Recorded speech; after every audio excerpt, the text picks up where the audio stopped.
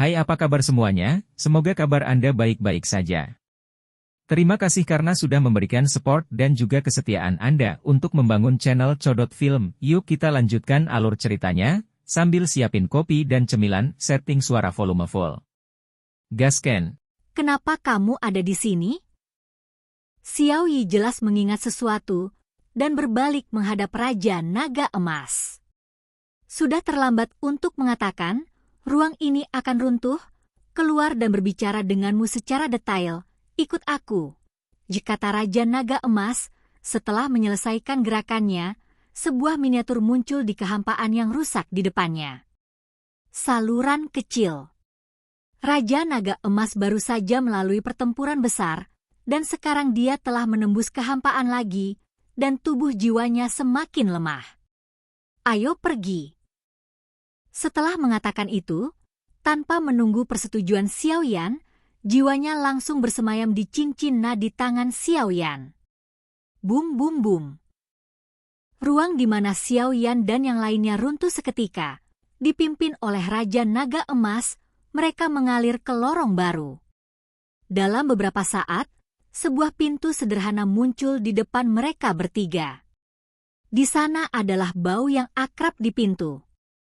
Karena api aneh di tubuh berdenyut hebat, seolah melihat makanan paling enak. Ini? Xiao Yan menatap Raja Naga Emas dengan syok. Sudah 10.000 tahun. Saya akhirnya kembali, saya tidak tahu di mana Anda berada, Tuo She. Melihat gerbang kuno, Raja Naga Emas mau tak mau bergumam dengan mata basah. Xiao Yi melihat ke pintu sambil berpikir, dan tanda misterius di dahinya menjadi semakin cerah. Xiao Yi, aku masih membutuhkan bantuanmu untuk membuka gerbang batu. Kata Raja Naga Emas dan melayang ke gerbang, menggumamkan sesuatu di dekat gerbang, dan rune misterius di dahi Xiao Yi jatuh dari dahinya dan bergerak menuju gerbang. Gerbang terbang di atas gerbang batu. Jangan khawatir, aku tahu kamu memiliki banyak pertanyaan untuk ditanyakan, dan akan ada jawaban yang ingin kamu ketahui. Raja Naga Emas dengan jelas melihat bahwa Xiao Yan bingung dan berkata dengan cepat. Gerbang batu di depannya perlahan terbuka, dan aura menakutkan seperti raksasa tidur terpancar dari gerbang batu, yang secara langsung membuat Xiao Yan merasakan tekanan untuk berlutut dan menyembah, tetapi ada juga keramahan kuat yang mengikuti. Apa yang terjadi? Xiao Yan merasa 10.000 bingung pada saat ini, tetapi dia harus menekan kebingungan di dalam hatinya dan mengikuti Xiao Yi dan Raja Naga Emas dan berjalan perlahan. Xiao Yan melihat ke dalam Shimen dan menemukan ada sesuatu yang istimewa di dalamnya. Tidak banyak barang mahal di gerbang batu kuno dan sederhana. Yang paling mencolok adalah di tangga gerbang batu. Seorang lelaki tua berjubah gelap tidak memiliki apapun yang istimewa dari wajahnya. Jika dia mengabaikan rambutnya yang berwarna-warni, jika demikian, dia hampir tidak ada bedanya dengan orang-orang tua biasa itu. Pada saat ini, lelaki tua itu stabil dan damai, tetapi aura kehancuran yang dirasakan dari lelaki tua itu duduk bersila di antara kuncup, dengan matanya yang tertutup rapat perlahan terbuka di wajah lamanya. Xiao Yan telah melihat sosok ini beberapa kali, dan warisannya datang dari orang di depannya. Pada saat ini, Xiao Yan tahu di dalam hatinya bahwa ini adalah Kaisar kuno Tuo She yang sebenarnya. Murid Xiao Yan, saya telah melihat tuannya. Xiao Yan memandang Kaisar kuno Tuo She yang muncul lagi di depannya, dan segera berkata dengan hormat dengan tangan di depan sosok di depannya. Lagi pula, jika bukan karena Dodi Cafe Menshan yang ditinggalkan oleh Kaisar kuno Tuo She, tidak akan ada Xiao Yan hari ini. Xiao Yan juga menerima warisan dari Kaisar kuno Tuo She. Jadi masuk akal untuk memanggil Master. Kamu anak yang cukup pintar. Xiao Jin telah benar-benar bekerja keras untukmu selama ini. Hei! Kaisar Tuo She memandang Raja Naga Emas yang lemah di depannya dan menghela nafas tanpa henti. Kemarilah, Xiaoyi. Kaisar kuno Tuoshe tersenyum pada 3 orang di depannya, dan segera melambaikan cahaya putih susu ke arah Raja Naga Emas. Jiwa ilusi Raja Naga Emas yang semula menjadi semakin solid, Xiaoyi juga berdiri di pundak Kaisar Tuoshe Gu, seolah mencoba mengingat sesuatu. Apakah itu segel reinkarnasi?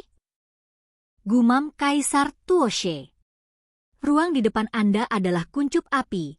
Saya tahu Anda memiliki banyak pertanyaan, duduklah dan saya akan berbicara dengan Anda perlahan.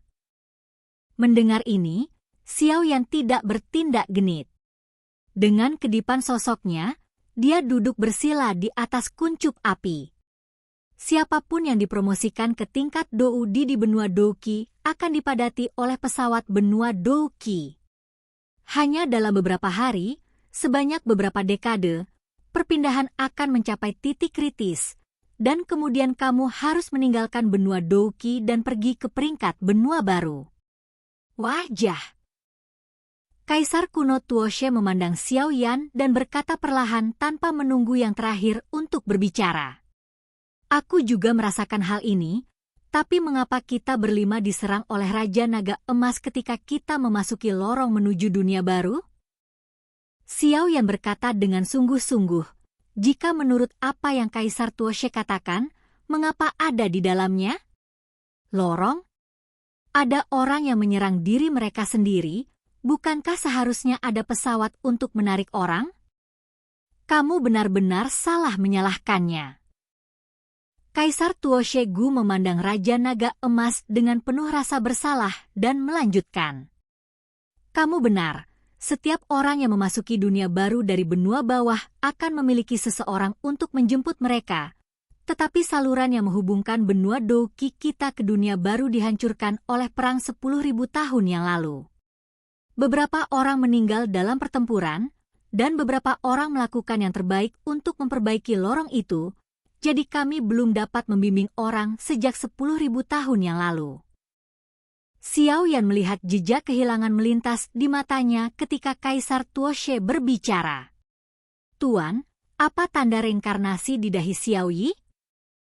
Xiaoyan selalu peduli dengan apa yang dikatakan sosok hitam itu sebelumnya.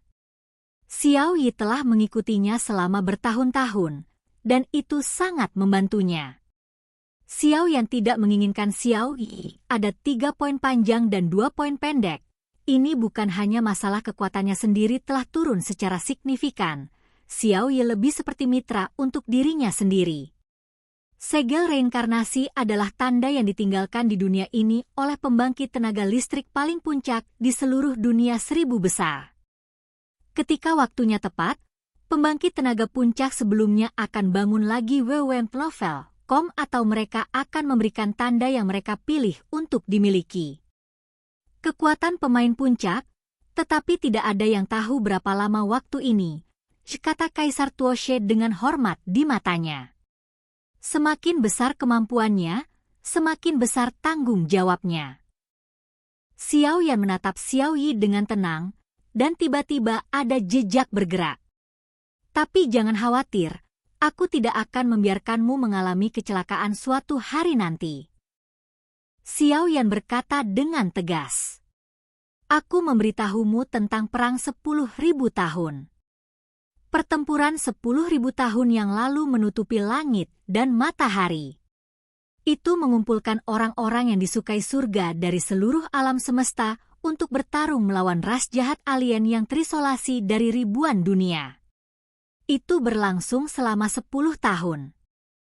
Pada akhirnya, dunia dakian kita mengorbankan semua pembangkit tenaga listrik puncak dan mati-matian membakar semua vitalitas mereka sendiri untuk menyegel ras alien yang keji. Untuk menunda invasi dunia dakian kita oleh ras alien, mari kita bernafas kami melawan balik dengan amarah, dan akhirnya menimbulkan kerusakan parah pada alien dan mengusir mereka keluar dari dunia dakian. Dalam pertempuran itu, kami meremehkan kekuatan alien, menyebabkan dunia dakian kami menderita kerusakan parah. Pembangkit tenaga listrik utama kami di dunia 1000 besar membakar kekuatan hidup untuk menyegel ras alien. Tetapi ras alien adalah keberadaan yang paling puncak, jadi bahkan jika semua kekuatan hidup dibakar, itu tidak akan mati dalam arti sebenarnya. Segel reinkarnasi, pilih pewaris untuk mewarisi kekuatan mereka sendiri atau tanam segel reinkarnasi lain kali untuk melawan ras jahat dari luar wilayah. Ini adalah asal dari segel reinkarnasi. Meskipun pembangkit tenaga listrik teratas dari kejahatan ras dari luar wilayah disegel, kekuatan segel berlanjut. Itu melemah, mungkin dalam 100 tahun, semua ras jahat ekstrateritorial akan kembali. Pada saat itu, dunia ini hanya bisa mengandalkanmu.